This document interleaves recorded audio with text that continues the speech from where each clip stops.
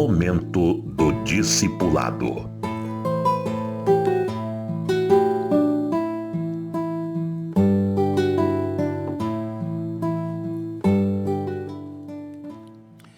Eu quero realçar, focalizar para tirar proveito dos erros do rei Josafá, mencionado na Bíblia, bem como do rei Ezequias, seu descendente, em, igualmente, ambos não discipularem os filhos. E o resultado, as consequências foram danosas. Quando eu vejo uma mãe desesperada porque o filho está nas drogas, no crime, no pecado, homossexual, longe de Deus, fazendo coisas erradas.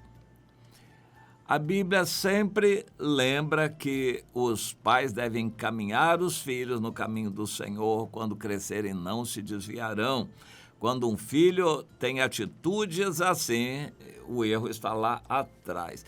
Mas não adianta questionar o erro, tem que ver solução de agora por diante. Então essas mães entram em desespero numa linha errada, em pedir oração poderosa para fazer um milagre de mudar o filho.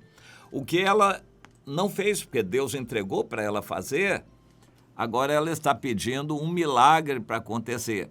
Mas esses milagres também não acontecem. Deus respeita o livre-arbítrio do filho. Quem tem que mudar é a mãe. Tem que ter atitudes firmes para com o filho. Eu estou citando o caso de uma mãe que errou na educação, ou porque ela trabalhava, ou porque não foi orientada, largou o filho crescendo do jeito qualquer, e ela, depois, na adolescência, começa a ver o filho se desviar, e na juventude o filho se enveredar por caminhos muito maus. E aí, ela vai em desespero para as igrejas que prometem bênçãos e milagres pedir oração poderosa, fazer campanhas, e aí deixa muito dinheiro lá, é entretida lá, engodada e não resolve nada. Essa mãe precisa entender. Ela errou, não continue a errar. A partir de agora, mude a atitude dela. Para começar, corte o cordão umbilical, ela não sustente com o dinheiro dela, que deveria ser consagrado a Deus, o erro e o vício do filho ou da filha. Se o filho ou a filha já são adultos, são capazes, ela os deixe seguir o seu caminho, mas mostre amor. Mostrar amor não é dar dinheiro. Há muita coisa mais que significa amar um filho rebelde, um filho adulto, num caminho mau. A gente deve continuar amando? Sim, deve continuar amando. E uma prova de amor é chamar a atenção do filho, mostrar a palavra de Deus, orar com o filho, com a filha e, eventualmente, até em certos casos, chamar a polícia. Quando o filho não respeitar, chamar a polícia, isso também é prova de amor. Tem que dosar tudo, tem que ter atitudes firmes. Meu filho, eu continuo amando você e quero o seu bem, mas você não vai me usar, não vai abusar. Eu não vou dar dinheiro para sustentar o seu vício. E aqui em casa, quem manda sou eu. E você precisa aprender isto. Se o filho se rebelar, chame a polícia. Mas que vai adiantar pouco, né? Mas, enfim, para o filho pode ser que signifique alguma coisa. Tem que mostrar atitudes firmes de uma mãe que ama o filho e quer ver o filho corrigido. Amor, às vezes, exige dureza.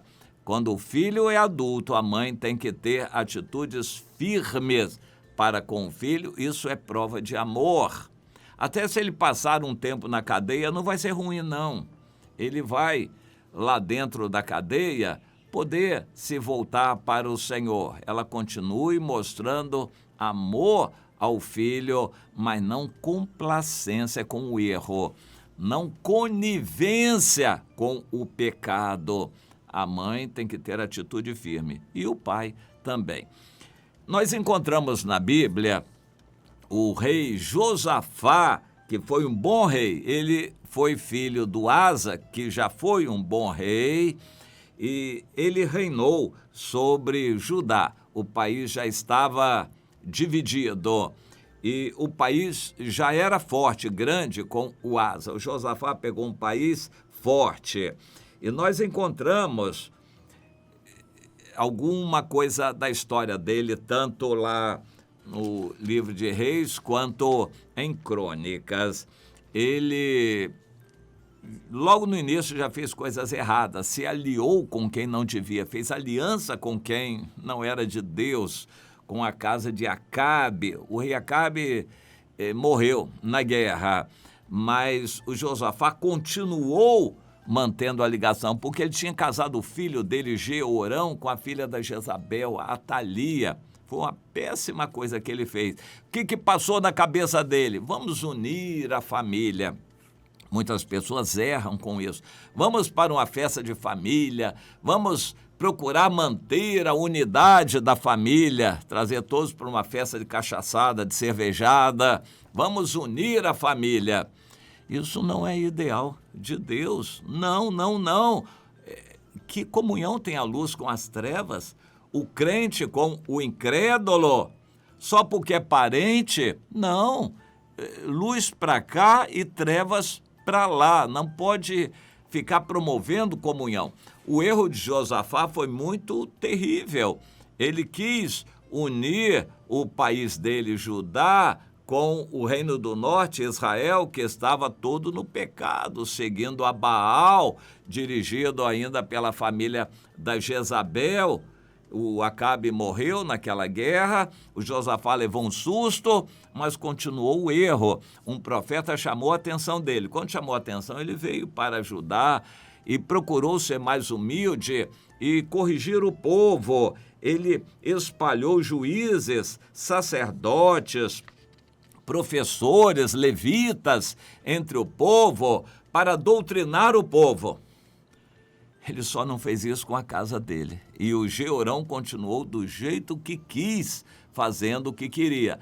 E, por fim, ele deixou o Jeorão ser rei no lugar dele. O Jeorão é aquele que, quando morreu, ninguém sentiu saudade. Todo mundo deve ter batido palmas, porque conseguiu ficar livre daquela praga, aquela peste. Como um rei tão bom como Josafá, temente a Deus, que gostava de Deus, que experimentou milagres na vida dele, pôde ter um filho tão ruim?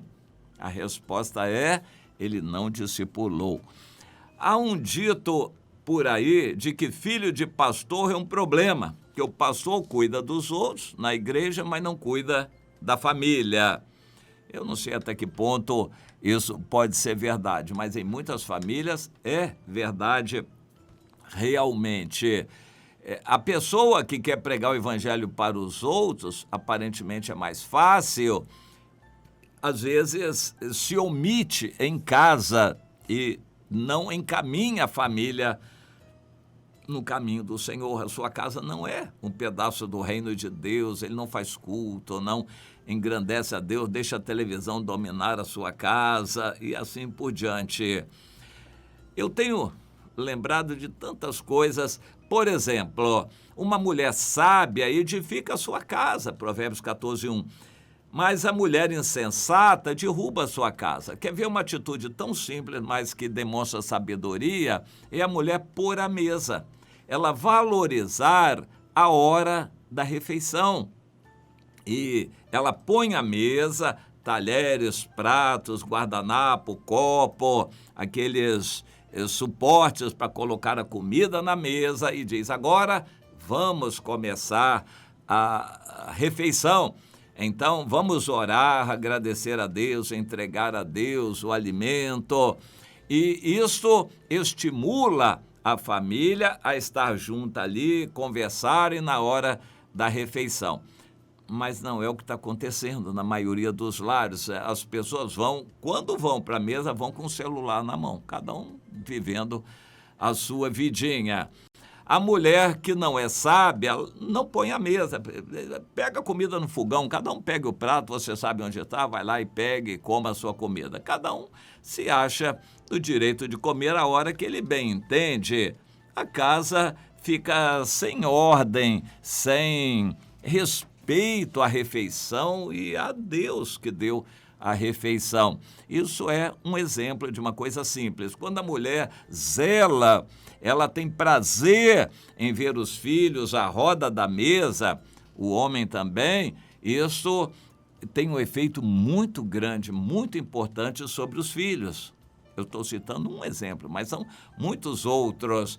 Quando pais cristãos dão valor à educação dos filhos, ao discipulado dos filhos no caminho do Senhor, eles vão colher os frutos mais tarde. Outro rei que errou também bastante foi o Ezequias. Ele foi filho de um mau pai, o rei Acás, mas ele entendeu a situação e começou com 25 anos a reinar e fez boas coisas, se dedicou a Deus, pediu misericórdia. É bem verdade que o país estava arrasado e ele investiu em relacionamento com Deus para buscar de Deus um milagre. E deu certo, e Deus fez não só um, fez muitos milagres. O país se fortaleceu, se enriqueceu e ele foi um rei poderoso e experimentou muitas vitórias e milagres de Deus, o rei Ezequias. E aparentemente ia tudo bem. Deus falou com ele: meu servo, bota em ordem a tua casa, porque está na hora de você morrer aos 39 anos de idade. Ele disse para Deus: Senhor, com essa idade, novo ainda, o Senhor já vai me levar? Ele achou que a morte seria uma punição para ele. Mas, na verdade, Deus queria com a morte fazer uma promoção. Ele partiria numa boa, aprovado, com a vida de bom testemunho. E quem ficaria no lugar, Deus arranjaria alguém para colocar no lugar dele, provavelmente alguém bom.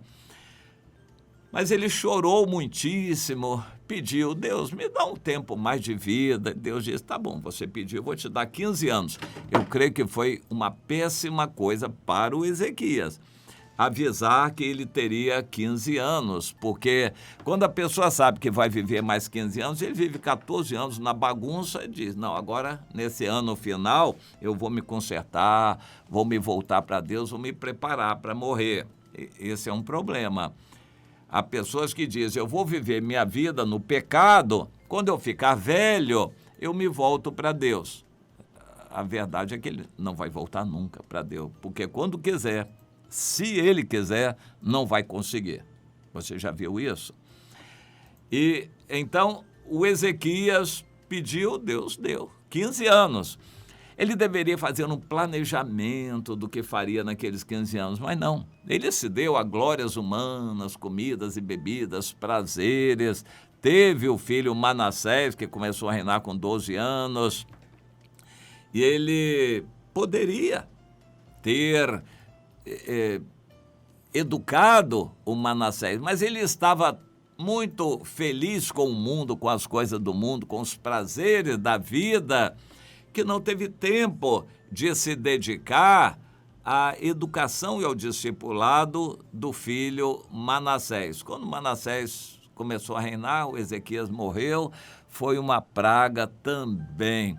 Segundo a história, foi ele que matou o profeta Isaías. Então, para a gente poder entender esta situação, 2 bons reis mencionados aqui, Josafá e Ezequias, erraram em não concentrar o seu esforço no discipulado dos filhos.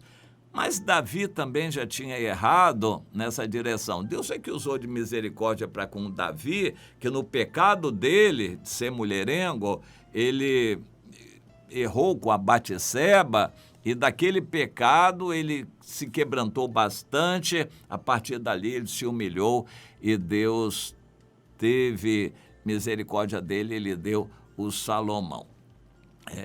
essa história está registrada na Bíblia, essas histórias, para nossa lição.